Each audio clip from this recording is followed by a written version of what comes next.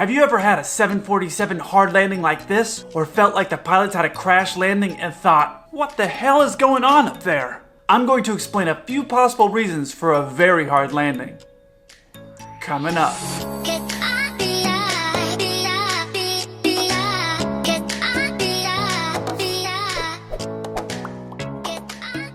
Hey 7-4 crew, welcome back. If you don't know me, my name's Kelsey. I'm a 747 pilot. My channel, 7-4 Gear, is all about aviation. So whether you're a pilot or an aviation enthusiast, consider subscribing. In this episode of From the Flight Deck, I'm going to explain to you a few different scenarios as to why your pilot may have had a very hard landing. Now, some landings are firm on purpose, and well, others not so much, but nobody's perfect. First, I should tell you that every pilot tries to make their landings as smooth as possible, considering the circumstances.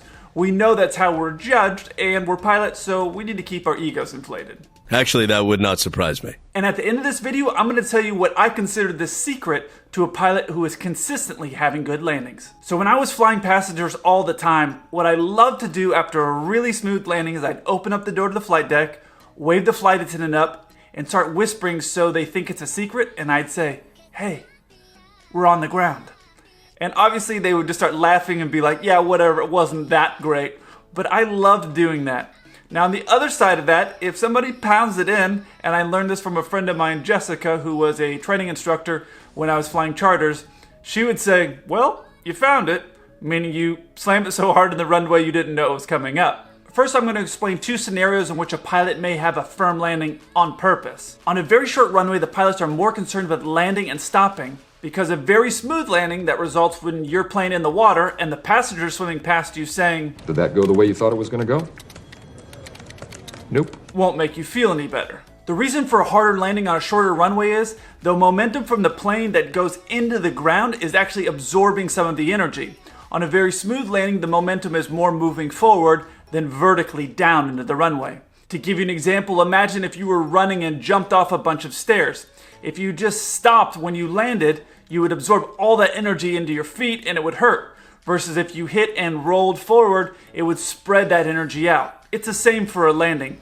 When you slam a landing into the ground, the energy gets absorbed into the tires and into the plane and therefore decelerates the plane more than a very smooth landing. The plane is more moving forward. And if you're thinking Simone Biles does it, well, we're not all Simone Biles. Another scenario where a pilot may purposely have a firm landing is in a strong crosswind. When the winds are not coming straight down the runway, but they're coming at an angle, that's called a crosswind landing. A good way for you as a passenger to know that the plane is going to do a crosswind landing is that the plane is not moving forward like you generally feel. It's moving forward kind of at an angle, like this.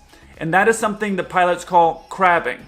And it's called crabbing because we're moving forward, but more laterally, like a crab. It's not because the pilots have crabs. I don't care what the flight attendants have told you.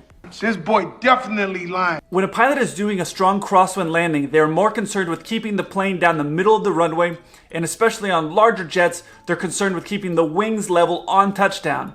If the wings are at an angle on a larger aircraft, you could have a wing strike, meaning the wing will hit the ground, or a pod strike, which means the engine hits the ground. Obviously, both scenarios are very bad for the pilot and for the aircraft, so we are more concerned with keeping the wings level and getting the plane firmly down on the runway. If a pilot were to carry too much speed into the landing trying to make it smooth, what could happen is he could float a little bit down the runway. During that time, the wind is going to push the aircraft to the side of the runway and possibly into the grass. And you may be thinking, well, in a plane like a 747, which is very large and heavy, that probably won't happen. And that is not true. Ask me how I know. Now, in both circumstances, pilots can have a very smooth landing.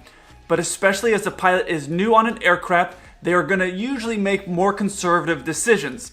Safety is always the #1 concern for every pilot. So those are two scenarios in which Mother Nature played a role in a hard landing. Now I'm going to explain to you two pilot-induced reasons for a hard landing.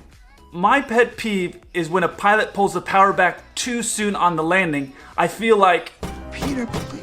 in one of my way earlier videos, I explained a way in which a pilot can make their landings a lot smoother.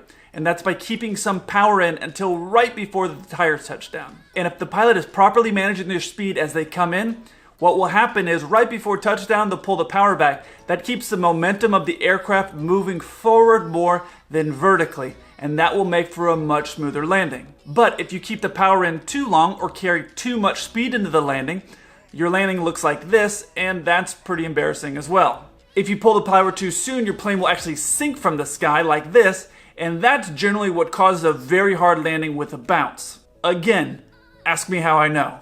Another scenario for a hard landing induced by the pilot is a failure to flare. When a plane is coming in to land, you will see the nose pitch up just a little bit like this. When it does that, it actually reduces the rate of descent coming into the runway.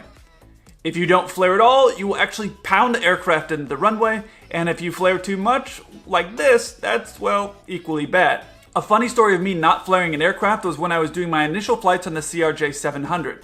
We were flying in a LaGuardia and the captain said to me, "This is a relatively short runway, don't flare and try to make your landing all soft and smooth. We don't have a lot of runway to use." So I said, okay. So I flew her down and didn't flare and just pounded her right onto the runway and stopped, and we were off really early.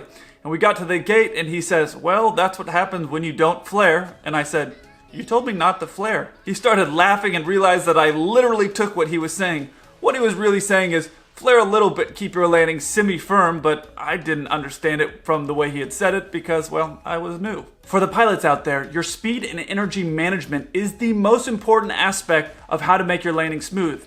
If you keep your speed in your scan as you're coming in to land and you are slowing down on schedule, you're going to have a much smoother landing, especially if you keep that power in till right before the wheels touch down. For the passengers, realize that the pilots up there are doing the very best job they can to make that landing smooth. We understand that's what we're judged on. However, I've been walking off a plane and I've heard passengers make little remarks to the pilots like, "Hey, maybe you should learn how to fly." Don't be that guy. And what's the secret to a pilot having good, consistent landings? Swagger. I think landings are about 90% science and 10% swagger. Swagger is confidence, and you gain that confidence by always challenging yourself to be better.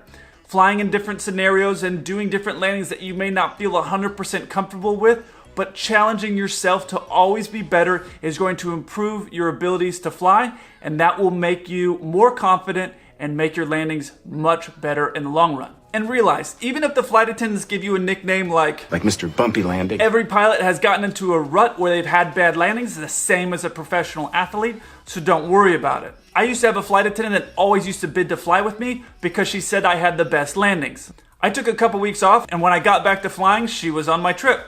And the first 2 or 3 landings weren't bad. They weren't great, but they weren't bad. And at one point, she opened the door and was like, "What the hell is going on up there?" Alright crew, that's everything I have on very hard landings. If you're a passenger, I want you to leave me a comment in the section below. Let me know, did you realize how much the pilots were keeping into account when they were coming in to land the aircraft? And pilots, I want you to let me know what you remember as your very favorite landing. Let me know what plane you were flying and what airport you were flying into. Or if you're like me, I'm going to put my top 2. I look forward to hearing from you. Until then, keep the blue side up. And that's by keeping the speed in control. Keeping the speed in control? For the pilots out there, your speed and energy management